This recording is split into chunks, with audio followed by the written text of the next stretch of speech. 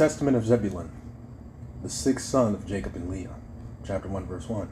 A copy of the Testament of Zebulon, which he decreed for his sons in the 114th year of his life, 32 years after the death of Joseph. And he said to them, Listen to me, sons of Zebulun, heed the words of your father. I am Zebulun, a good gift to my parents. For when I was born, my father prospered exceedingly in flocks and herds. When he got his share of them by means of the spotted rod, I am not aware. My children, that I have sinned in all the days of my life, except in my mind, nor do I recall having committed a transgression, except what I did to Joseph in ignorance. Because in a compact with my brothers, I kept from telling my father what had been done, although I wept much in secret.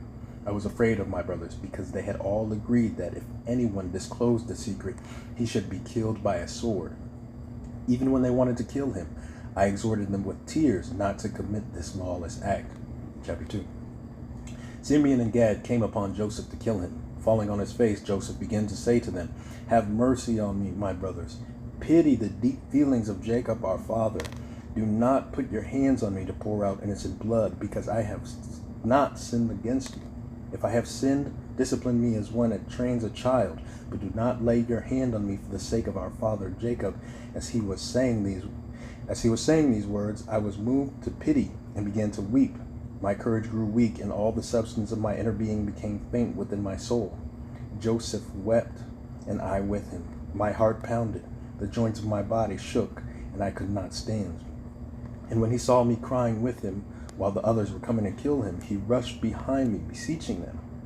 Reuben stood up and said, My brothers, let us not kill him, but let us throw him into one of those dry cisterns which our fathers dug, and in which there is to be found no water. Accordingly, the Lord prohibited any water from rising up in them, so that Joseph's preservation might be accomplished. And the Lord did this until the time when they sold him to the Ishmaelites. Chapter 3. I had no share in the price received for Joseph, my children, but Simeon, Gad, and our other brothers accepted the money, bought shoes for themselves, their wives, and their children. We will not use the money for eating, which is the price of our brother's blood, but we will trample it underfoot in response to his having said he would rule over us. Let us see what comes of his dreams. Accordingly, it is written in the book of the law of Moses that anyone who is unwilling to raise up posterity for his brother, his shoe should be removed and should spit in his face. Joseph's brothers did not want their brother to live, and the Lord removed Joseph's shoe from them. For when they arrived in Egypt, their shoes were removed by Joseph's servants before the gate, and thus they did in obeisance to Joseph in the manner of the Pharaoh. Not only did they do obeisance, but they were spit upon, prostrating themselves forthwith before him, and thus they were humiliated by the Egyptians. After that the Egyptians heard all the wicked things that we had done to Joseph. Chapter 4. After they had thrown him into the pit, they sat down and began to eat. As for me, I tasted nothing for 2 days and 2 nights, being moved with compassion for Joseph. And Judah joined me in abstaining from food, and he stayed near the cistern because he was afraid that Simeon and Gad might go out and kill Joseph. When they observed that I was not eating, they assigned me to guard him until he might be sold. He remained in the cistern 3 days and 3 nights, so that when he was sold, he was starving. When Reuben heard that Joseph had been sold while he was away, he tore his clothing in mourning, saying, How can I look my father in the face? He took money and ran after the merchants, but found no one, since they had left the highway and traveled by a shortcut to the region of the troglodytes. And Reuben ate no food that day. Then Dan came to him and said, Do not weep, do not mourn, for I have found what we should say to our father Jacob. Let us kill a goat's kid and dip Joseph's coat in its blood. Then we shall say, Do you recognize whether this is your son's garment? For they had taken off from Joseph his father's coat when they were about to sell him, and put on him an old garment of a slave. Simeon had the garment and was unwilling to give it to him, preferring to cut it up with his sword, since he was burning with anger that he had not killed him. But we all rose in opposition to him and said, If you do not give it up, we shall say you alone did this evil deed in Israel. So he gave it up, and they did as Dan had stated. Chapter 5. Now, my children, I tell you, keep the Lord's commands. Show mercy to your neighbor. Have compassion on all, not only human beings, but dumb animals. For these reasons the Lord blessed me. And when all of my brothers were ill, I alone passed without sickness. For the Lord knows the purpose of each man. Have mercy in your inner being, my children, because whatever anyone does to his neighbor, the Lord will do to him. For the sons of my brothers were sickly and died on account of Joseph, because they did not act in mercy out of their inner compassion.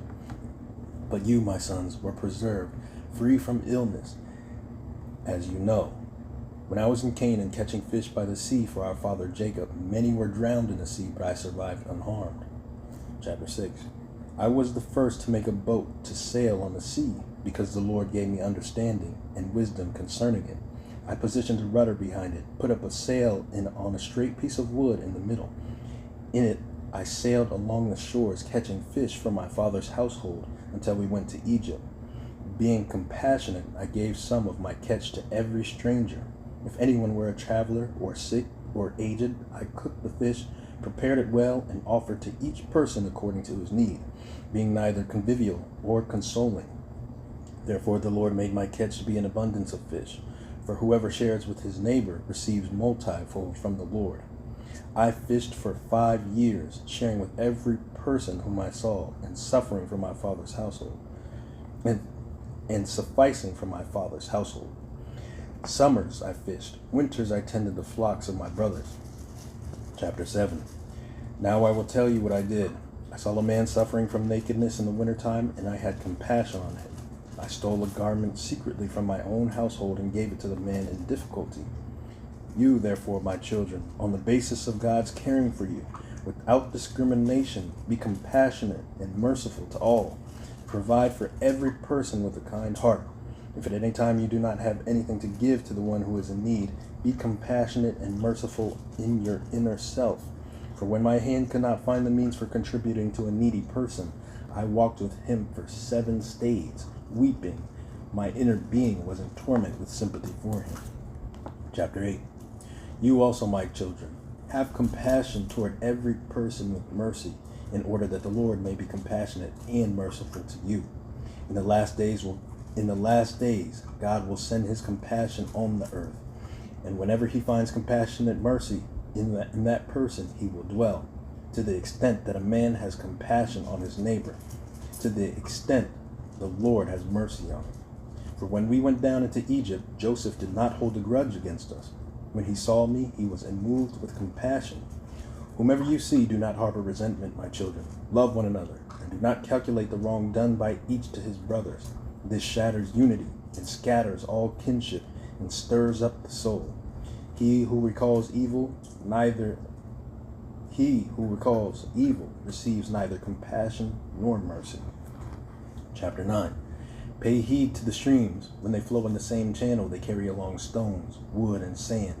But if they are divided into many channels, the earth swallows them, and they become unproductive, and you shall be thus if you are divided. Do not be divided into 2 heads, because everything the Lord has made has a single head. He provides 2 shoulders, 2 hands, 2 feet, but all members obey one head.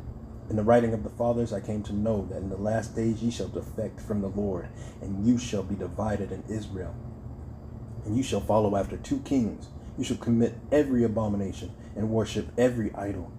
Your enemies will take you captive, and you shall reside among the Gentiles with all sorts of sickness and tribulation and oppression of soul.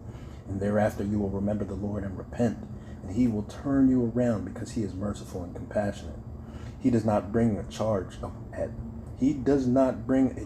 at wickedness against the sons of men, since they are flesh, and the spirits of deceit lead them astray in all their actions. And thereafter the Lord himself will rise upon you, the light of righteousness, with healing and compassion in his wings. He will liberate every captive of the sons of men from Beliar, and every spirit of error will be trampled down. He will turn all nations to being zealous for him, and you shall see God in a human form, he whom the Lord will choose. Jerusalem is his name. You will provoke him to wrath by the wickedness of your works, and you will be rejected until the time of the end. Chapter 10.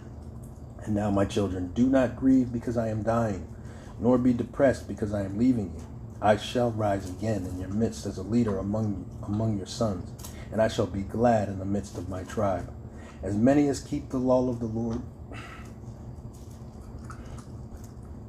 and the commandments of Zebulon, their father. But the Lord shall bring down fire on the impious and will destroy them to all generations. I am now hurrying to my rest, like my fathers. But you, fear the Lord your God with all your strength all the days of your life. When he had said this, he fell into a beautiful sleep, and his sons placed him in a coffin. Later, they carried him up to Hebron and buried him with his fathers.